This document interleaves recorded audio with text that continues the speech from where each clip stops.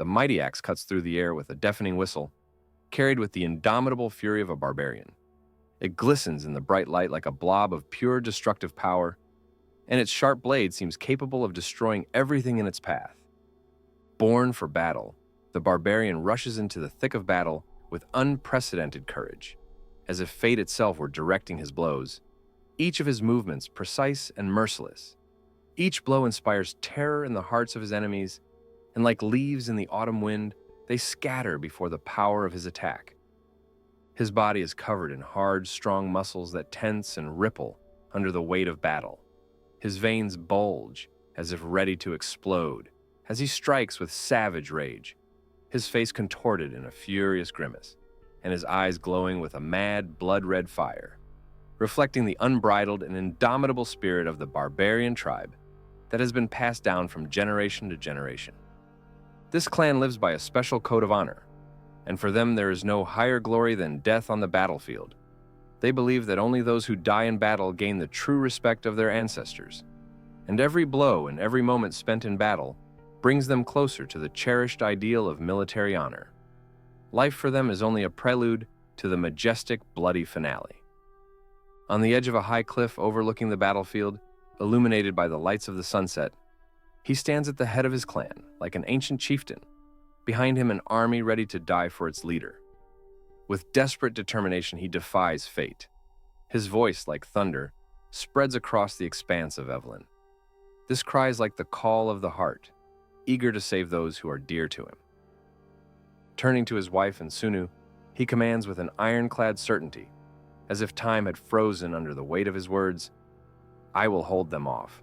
Prepare the spell," he shouts, his voice sounding like the last order of a man willing to sacrifice himself for others.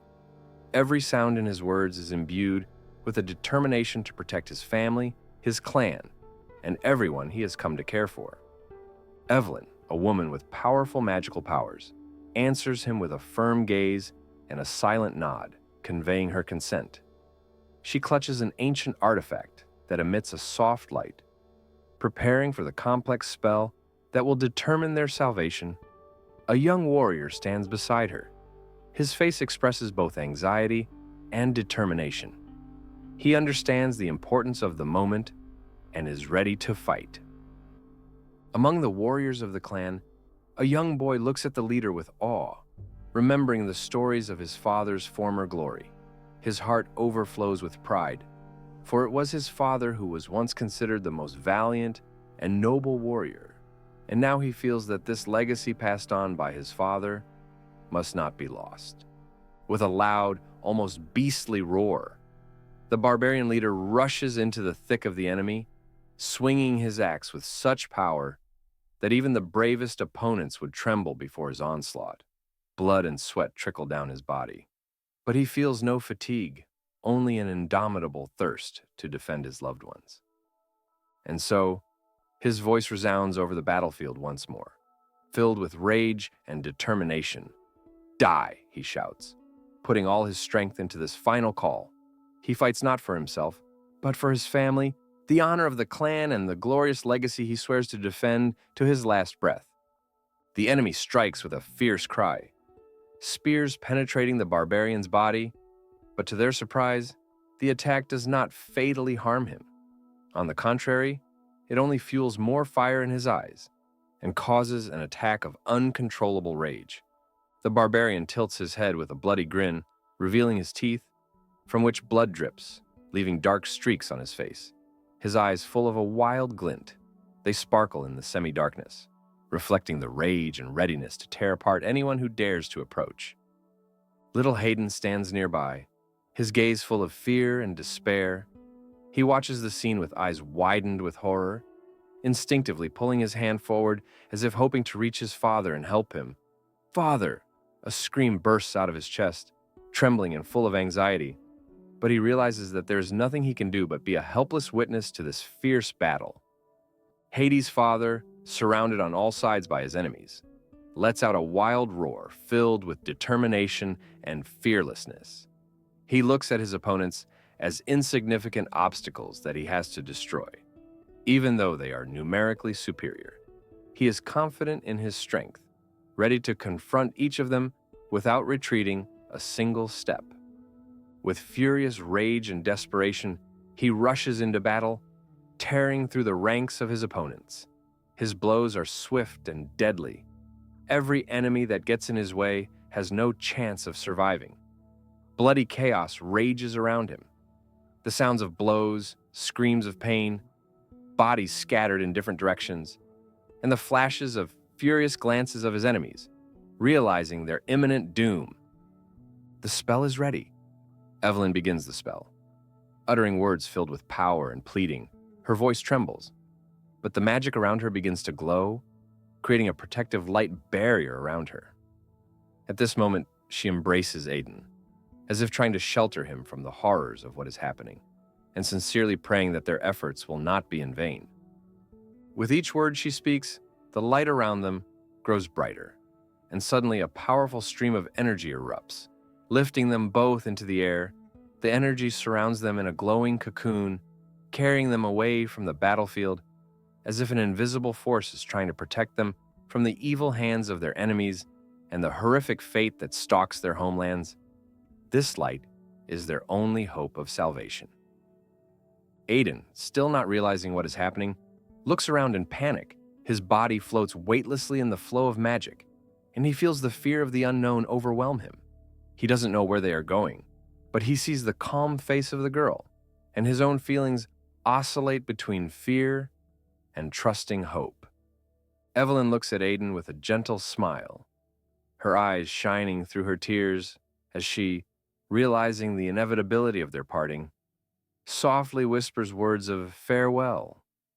"Please survive, Aiden," she says, her voice quiet and full of maternal concern. It is as if she is giving him one last request, imploring him to find his way and continue to live no matter what. Haydn, gripped by despair, realizes that their paths have now parted forever. He reaches back as if trying to hold her and cries out in horror, "Mama, no!" His voice is full of pain and fear, of loneliness. Tears stream down his cheeks, and he feels his heart breaking in terror at the unknown that now lies ahead. At the last moment, when his strength is running out, the barbarian, breathing heavily, raises his head and, in a voice torn with rage and suffering, cries out, "My son, Aiden." His cry is imbued with paternal concern and despair. He calls out to his son, knowing that on the threshold of death, he must pass on his last words and instructions. Aiden, hearing his father's voice, turns around in fear, his eyes widened and his face pale. He cannot believe that his father, this unbroken warrior, is really calling him in the midst of battle. Silent tears begin to glisten on his cheeks, and he clearly realizes the gravity of the moment. His father, feeling the time slipping away, struggles to utter words full of strength and hope. "Become strong," he says. His voice sounds with such determination that it seems to penetrate straight into Aiden's soul. It is not just a request, but an order, suffered in battle and born in the fire. A call to survive and gain strength. As Aiden listens to his father's words, he feels an unknown strength awakening in his heart, strong enough so that no one can touch you, he hears, and these words seem to harden his soul. He realizes that he has a hard road ahead of him, but he must become invincible to live up to his father's expectations. With a last look filled with pain and love, the barbarian utters his parting admonition, "Make sure you survive." His eyes glisten fiercely. Despite all the wounds and his voice remains firm, he leaves his son with the most important admonition, not just to fight, but to survive for the future and legacy of their family.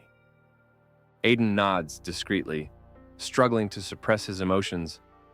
"I understand, Father," he says, his voice trembling, but he tries to keep his composure, knowing that these words could be their last exchange. He needs to show his father that he is ready to accept his covenant and will not fail his expectations. In the face of imminent doom, the barbarian's eyes express no fear or regret, and only pride. He meets death as befits a true warrior, maintaining dignity and honor to the very end. This is the look of a proud barbarian, the look of a man who never gave up.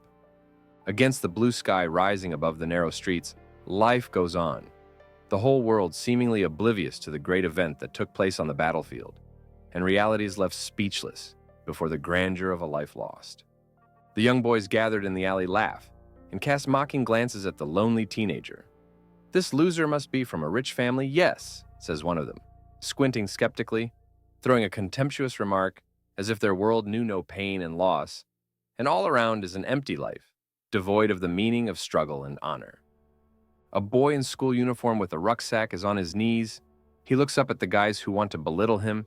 He says the words, "Well, what are you waiting for? Take off your bag and watch," as if he is used to such bullying and belittling. At Jeonil High School, a young man named Kim Jung, a third-year student, is a quiet and shy teenager who is used to being in the background, which often makes him an object of ridicule among his peers. Jinte, nervously adjusting his glasses, says with concern in his voice, "You shouldn't do that. Something bad might happen." You can hear the uncertainty in his voice, as if he is used to having his warnings ignored. His characteristic golden spoon hints at his privileged background, but this does not save him from being bullied. One of the bullies smirks and throws with disdain, "Something bad has already happened to you, dumbass." His words sound like a venomous taunt, and the others, snickering, come closer. Jinte stays on his knees, trying to explain that his friend is coming soon, hoping for a miracle that it will stop them. The leader of the company leans in, smirking, and asks, as if mocking, "So what? Someone cool is coming here now?" His smirk getting wider as he presses Jinte lightly, as if testing the limits of his patience, or if some monster will suddenly appear out of nowhere, he adds with feigned irony. But suddenly, something unexpected happens. The wall next to them explodes with a powerful impact, scattering bricks and dust. The ringleader flies off to the side before he even realizes what happened, his face contorted with pain and shock. He didn't expect such power. Exploding bricks and the loud cracking of the wall startle the others. "What the hell?" they ask each other.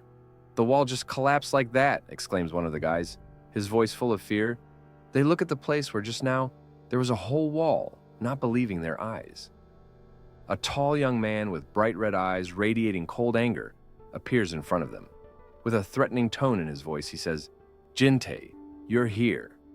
His gaze is directed at the hooligans, and his presence gives off an intimidating power, making everyone freeze in place.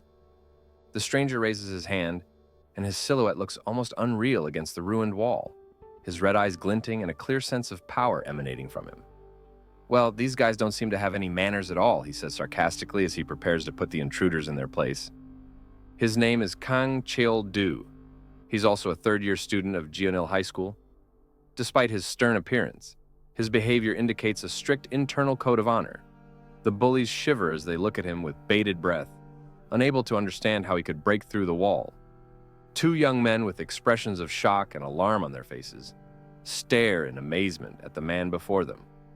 One of them, trembling with exertion, with wide open eyes, exclaims, "Who are you?" The other, scarcely concealing his fear, adds, "Amazed at the incredible sight of you breaking through the wall." The bully, feeling a firm grip on his clothes, hears back, "What in you mean?" The stranger's voice is punctuated by tension and panic, but fear won't let him escape. He clenches his teeth and casts a baleful glare, trying to maintain the remnants of dignity in the face of the threat. Kang Cheol-do stares at him calmly, his gaze full of determination and strength. "I am Jintae's friend," he pronounces firmly, as if this explanation is enough to make any enemy tremble. His words sound simple, but there is a sense of immense strength in them, with which he is willing to protect those he cares about.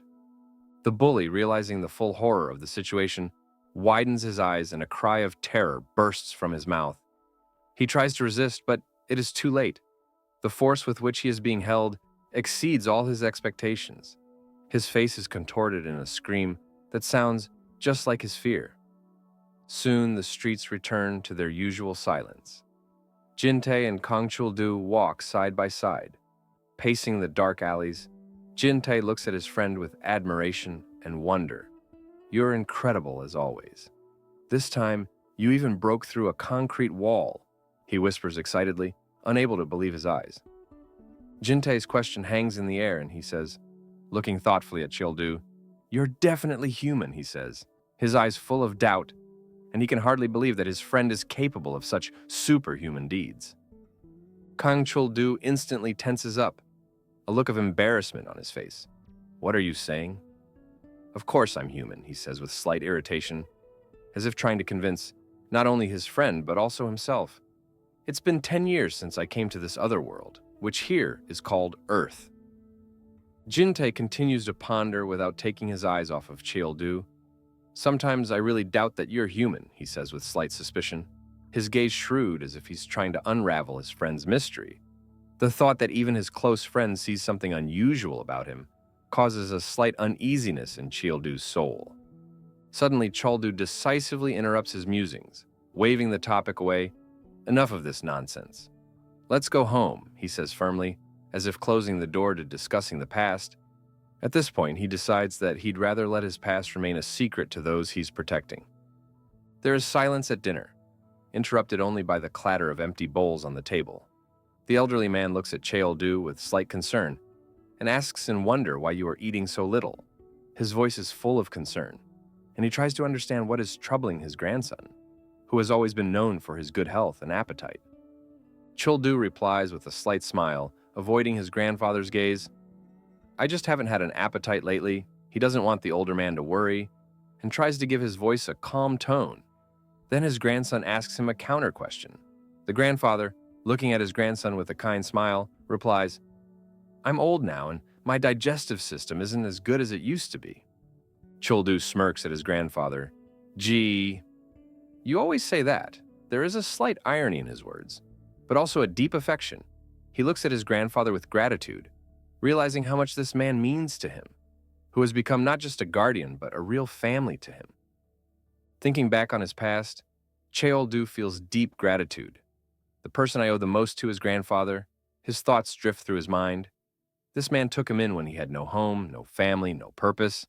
He became his support, raising him without any expectations in return, just out of compassion. Grandpa, smiling humbly, continues the conversation. "Oh, by the way, Coach Park called," he says, as if in between, but there's a note of pride in his voice.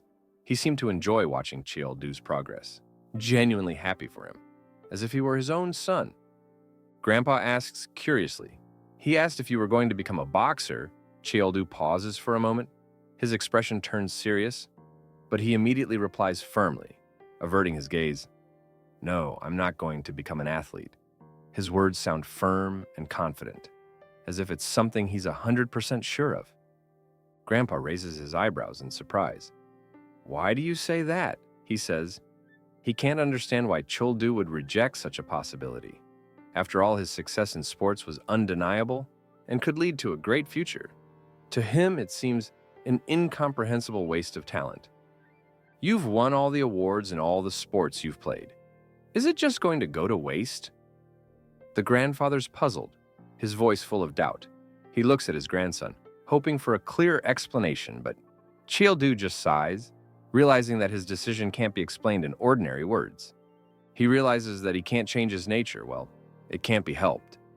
"Barbarians and humans are different species," he says calmly, admitting the truth he has been hiding for so long. For him, sport seems too mundane, not in keeping with his nature and warrior spirit. In his thoughts, he continues, "For me to take part in sports competitions is almost like cheating, a violation of the very principle of fair play. His physical strength and abilities make him invincible in any sporting discipline, and this violates the meaning of a real fight, which should be equal." Cheol-du realizes that, despite his affection for his grandfather, the barbarian has only one path of the warrior. It is as if he is apologizing to his grandfather, saying, "Sorry, grandfather, but there's only one path for the barbarian, and that is the path of the warrior.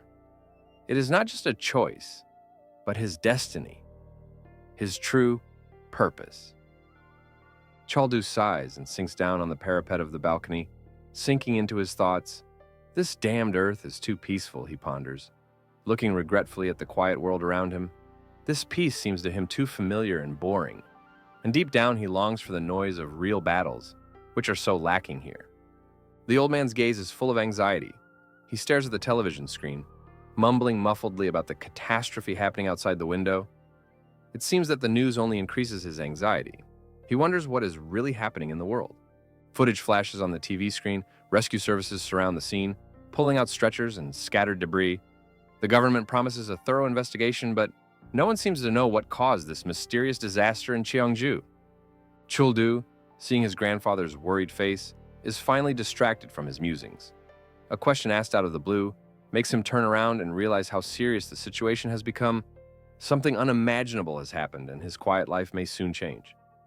An old man shares a frightening rumor about a mysterious creature that has appeared on the scene. His voice trembles and his eyes betray fear and anxiety, as if he realizes that the world around him is changing rapidly. Our hero is thinking, "Monster," he says a little audibly. Chuldu's gaze darkens as he just says the word monster. Suspicions begin to swarm in his mind, and he realizes that it may not be just rumors or exaggerations of the news. There are pictures of monsters on the TV screen. Naya! Another shot of the mysterious creature appears on the screen, fenced off with warning tapes. The boundaries of reality are blurred, and the viewers begin to guess that the world has become a place where mythical creatures can exist for real. The presenter reports that unidentified life forms have also been spotted in the area and advises caution. The footage of the mysterious creature causes excitement and incomprehension among the viewers, encountering something supernatural. The grandfather asks our hero to stay at home. Grandfather, slightly squinting, looks at him with a slight perplexity, not fully understanding what is going on in the mind of his grandson. At this moment, he does not notice all the anxiety hidden under the restrained expression of Chuldu's face. Our hero warns his grandfather that he will go out for a while and will be back soon. Although his grandfather asked him to stay, he clearly lacks opportunities to express his strength and show what he is capable of. Against the backdrop of the red sunset can be seen road signposts, which clearly mark the direction. To Cheongju, Boeun, and Seowon-ri, the air seems frozen with tense anticipation, amplified by the sound of distant rumbling, which echoes in the ears. The car rushes along the evening road. The driver looks round and asks a question with a slight irony, clearly referring to the repeated requests for a lift. For him, this is his first long journey in a new car given by his father, and he almost feels like a chauffeur serving a friend. Smiling, Jinte reminds Chuldu that next time he should already get his license himself, so he doesn't have to depend on other people's help. Our hero gratefully acknowledging how much he appreciates having his friend around now, receiving only a reassuring and friendly reminder of the future in return. The protagonist wistfully recalls that mysterious creature from the news, stating that he had encountered something similar before as a child. Perhaps this creature is somehow connected to the world he used to live in before he found himself here. The wheels of the car are rushing down the road with a roar. The fiery glow of the sunset floods the asphalt, creating an atmosphere of tension and foreboding. Sparks and dust can be seen in the background, and the driver seems to be trying to reach his destination as quickly as possible. Chuldu looks around in confusion, not understanding where so many people have come from. His eyes are fixed on the horizon, where the sky is filled with sunset, creating a sense of imminent disaster. On the platform in front of the tunnel filled with people, the protagonist realizes that his hunch is correct. Something serious is happening here. With each step, he moves closer to the crowd, feeling the rising tension in the air. A friend of a friend, slightly surprised by the scale of the situation, notices that the atmosphere is too tense for an ordinary accident. Military and emergency personnel are everywhere. He exhales quietly, realizing that they may be in the heart of the disaster zone. One of the people, noticing the physical shape of the protagonist, exclaims with admiration, emphasizing his imposing physique. These words do not so much surprise the protagonist as confirm his confidence in his own strength, to which he has long been accustomed. A couple of soldiers approach the protagonist and, examining him with interest, ask him what group he is from. Their faces show curiosity and even slight interest, because they have obviously not seen him before among other fighters or volunteers. The soldiers look at his clothes and notice that he doesn't belong to any of the official groups.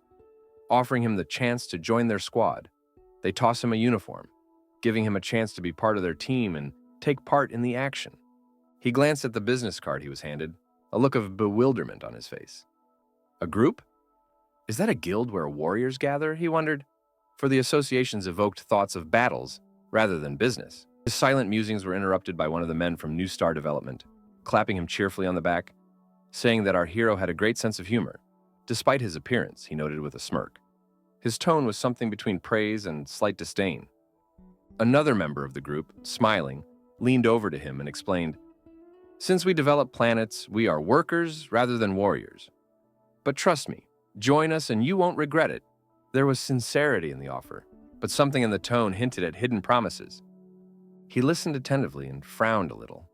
Trying to understand what was said, he answered understandably, though there was still a shadow of doubt in his gaze, as if he was trying to reconcile their proposal with his own ideas of valor and strength. His face suddenly became determined, and he firmly raised the card. "I am a warrior," he declared, a powerful aura emanating from him. "It is a disgrace for a warrior to be a laborer." There was such confidence in his voice that there was no need to doubt his words. The recruiter's face flashed with shock and rage, his face contorted with anger. "You bitch!" he bellowed with obvious contempt.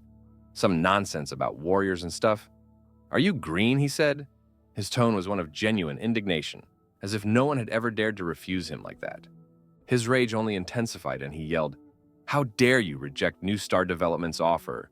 His eyes burst into flames. His pride was seriously hurt from such an insolent rejection. Our hero stood firm, his gaze narrowed, filled with cold determination. A fiery aura lit up around his hand, and he calmly but threateningly said that, "Nonsense." His posture became even more threatening. "You are now insulting the warriors," he added defiantly, as if hinting that he would not tolerate disrespect. Suddenly, something dark and ominous began to appear behind them.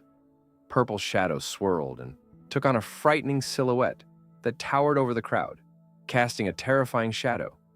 Everyone around them froze to see this intimidating figure looming over them, and their expressions instantly changed from shock to absolute terror.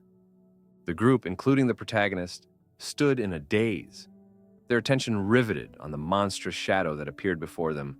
A sense of terror and awe lingered in the air, for they realized that what loomed out of the darkness was something far more dangerous than they could have imagined.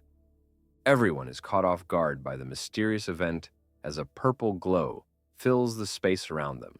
Jin-tae them, in fear and incomprehension, cries out, calling out to the other Choldu what it is. Their gazes fixed upwards, where something dark and sinister begins to manifest, causing everyone around them to tense up in anticipation of the unknown. A huge black orb, surrounded by a bright purple glow, hovers in the air above the tunnel, illuminating a gloomy aura. The trial of the end of the world will begin now. It is a portent of trouble, hovering anxiously above the portal, as if informing the people that their world will no longer be the same.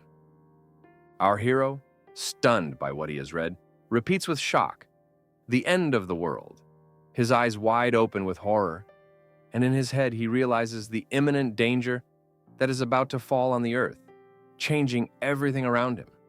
The next screen announces even more horrifying news. The end of the world is approaching Earth. This message, flickering against a backdrop of bright purple flashes, seems to be the final judgment for everyone in the area, breathtaking in its inescapable meaning. An inscription reappears on the screen stating that the resting planet known as Nova is reaching out to the inhabitants of Earth.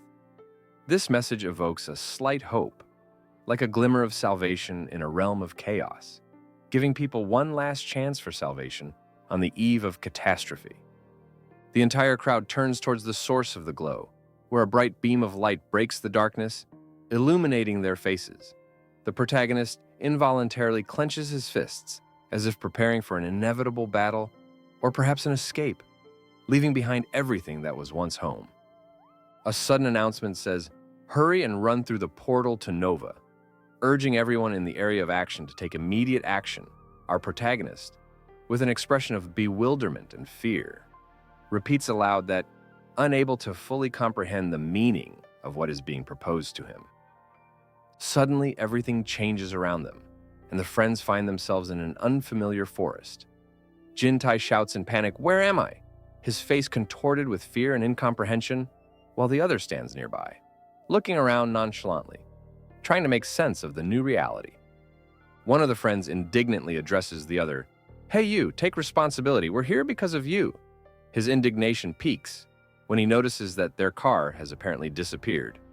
"Where did my car disappear to?" he shouts in despair, grabbing his head. Jin-tae, wearing a yellow hoodie, suddenly notices something surprising. His eyes round and he lets out a surprised exclamation, clenching his fists as if preparing to face something new and unknown, which could be the key to their salvation or the beginning of a new ordeal. He stood looking at the mystical portal before him, his thoughts confused, trying to understand the mysterious ordeal, the end of times that promised to change everything he knew. The questions mounting, overwhelming his mind as he stood hesitant, realizing that every step forward could drastically change his fate. Chaldu turned to his friend, pointing intently in the direction where the strange shadows had suddenly appeared. His face stern and determined, and his voice firm and insistent, urging action, as if he instinctively recognized the inevitability of the approaching threat. In front of them, towering above the ground, stood ominous creatures whose silhouettes drowned in the darkness. They were a mystery, an eerie apparition from which emanated a cold, cruel light, inspiring horror and at the same time arousing fierce interest. The creatures opened their eyes, glowing with a bright red light that sizzled everything around them and burned to the bone. Their silent gaze embodied impending doom, making everyone who dared to look at them feel their own insignificance in the face of impending danger. Wading through the trembling in his voice, Jin-tae asked with despair in his eyes if they would really have to fight these monsters, horrified to realize the cruel truth of what was happening. Excitement coursed through him, for neither he nor his friend were prepared for such an insane ordeal. But while he was deep in thought, his friend seemed ready for action, clenching his fists and getting into a fighting stance. Suddenly, the silence was broken by a battle cry, and energy seemed to envelope them both, as if awakening the ancient powers hidden deep in their blood. Breaking all his doubts, he stormed into the battle with fury, feeling the adrenaline pulsing in every muscle. His movements were fast and precise, each attack pushing his enemies back, turning the battlefield into a deadly whirlwind of his irrepressible power. Like lightning, he attacked with a frenzy that shocked even himself, the power built up over years of suppressed instincts awakening in him, bursting forth like long-forgotten energy, now taking shape and power in his hands. As he dashed through the ranks of his enemies, he savored every moment of the battle, his savage instincts guiding him, prompting every move, every attack, and he felt an incredible surge of power, as if the very nature of the battle was infused into his mind and heart. His hands blazed like fire and his muscles tensed, ready to tear anyone who dared to stand in his way. The instincts of the barbarian, hidden inside, called him to battle, and he knew that this path was destined for him, the path of a warrior, born for battles and victories.